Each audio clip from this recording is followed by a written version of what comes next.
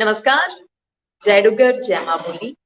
डोगरें दी शान बखरी, डोगरें दी पंछान बखरी। बिल्कुल जी, ये दख तुस अपने मोबाइल स्क्रीन पर दिखा करते हो ते जेड़ा ये फोटो है, ये दर्शा करदा है कि एक लोकी जी निक्की जी प्यारी जी बच्ची ने जिहदा नां श्रेयांशी शर्मा है, उन जम्मू कश्मीर की एक गर्व प्रदान किता है, गौरव प्रदान किता है। गल करचो जेकर इस वेले डोगरा कल्चर दी, डोगरा धरोहर दी, इस वेले सानू सारें की इस बच्ची पर गर्व होना चाहिदा क्योंकि जेड़ी श्रेयांशी शर्मा ने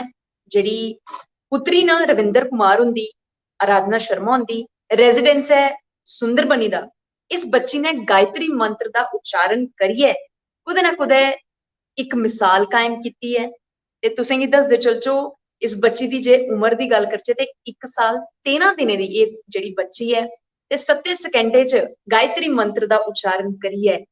अपनी वाणी च निक्के निक्के लोके लोके शब्दें च गायत्री मंत्र दा उच्चारण करना ते अपनी एक पंछान बनाना ते फिर एक अवार्ड लैना कुदै ना कुदै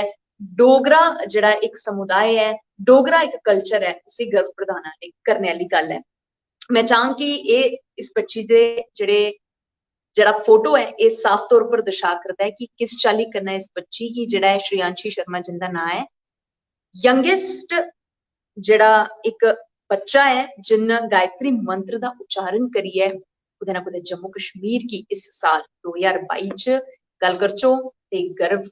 महसूस करने दा मौका दित्ता है। अज दी दौर च जे लोके लोके बच्चे भी अपनी संस्कृति कन्नै रूबरू होआ करदे ने, जे मां प्यो भी उनेंगी कुदै ना कुदै इहदे थमां रूबरू करा करदे ने ते मता मता धन्नवाद उंदा क्योंकि यही ओह् धरोहर है, यही ओह् बच्चे ने जेह्ड़े अग्गे चलियै कुदै ना कुदै जम्मू कश्मीर दा नां जेह्ड़ा ना ओह् रोशन करियै जरूर दस्सन। अस कोशिश करगे कि इस बच्ची कन्नै गल्लबात होइयै, इस बच्ची दा इंटरव्यू लेइयै तुंदे कन्नै जरूर इस बच्ची दी मुलाकात करवाचै। लेकिन फ्ही बी गल करचो जे करियै 2022 यानी कि इस साला दी ते अज्जा दे ध्याड़े दी ते कुदै ना कुदै जित्थै लोक ईद मुबारक करियै खुशियां मना करदे ने, उत्थै गै श्रेयांशी शर्मा दे जेह्ड़े माऊ बब्बे ने इस वक्त कुदै ना कुदै जम्मू कश्मीर दे पूरे सूबे च एक ऐसा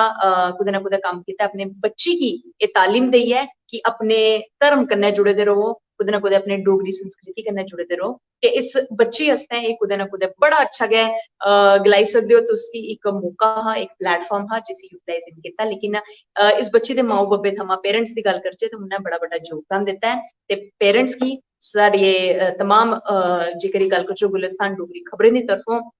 साढ़े गुलिस्तान चैनल दी तरफों मतियां मतियां मुबारखां तां जे ऐसी इंस्पिरेशन बाकी पेरेंट्स ने जेह्ड़े ओह् भी अपने बच्चे गी देई सकन ते कुदै ना कुदै शुरुआत है जेह्ड़ी ओह् घरै थमां गै होंदी है ते इस गल्ला दी शुरुआत है जेह्ड़ी रविंदर कुमार ते आराधना शर्मा होरें कीती है ते बड़ी खुशी आह्ली गल्ल है, बड़ी खुशी ते बड़ा फकर महसूस होआ करदा है कि इस वेल्लै